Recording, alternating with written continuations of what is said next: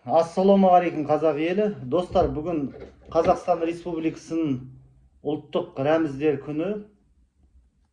2021 жылы маған табыс еткен Қазақстан Республикасының Тәжік-Ауған соғысы ардагерлері марапаттаған мынау патриот, Қазақстан патриот медалі келді Түркияға. Міне өз құжаты бар. Отанға адал, антқа берік. Мынау Қазақстандағы ардагерлер, ветеран дейді ғой, солар міне мені сол ұйымның мүшесі қылып қабылдады. Ардагерлер одағының Тәжік-Ауған шекарасында жауынгерлік қимылдарына және әскери қақтығыстарына қатысушылардың республикалық Алматы қаласы бойынша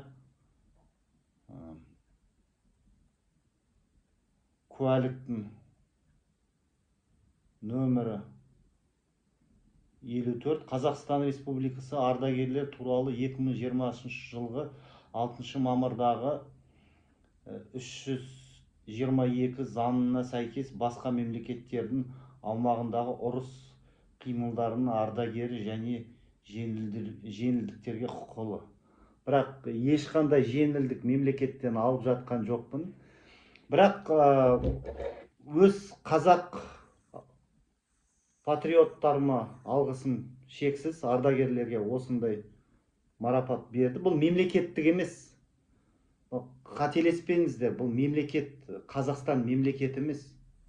Мынау ұйым, өзі ардагерлер өздері осындай шешім шығарды. Сондықтан болашақта бұл ұлттық рәміздер күнінде біз өзгертеміз.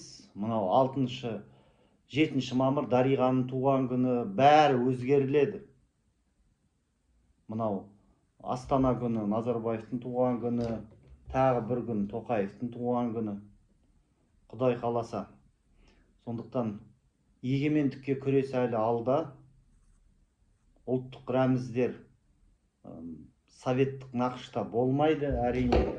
Көрдіңіздер ғой, мынау ветерандардың нелері де мынау қызыл жұлдыз, сондай бір мынау корочканың өзін қызыл қылып істеген.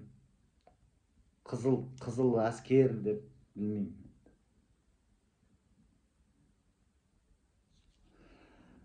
Ұлттық рәміздер күні құтты болсын.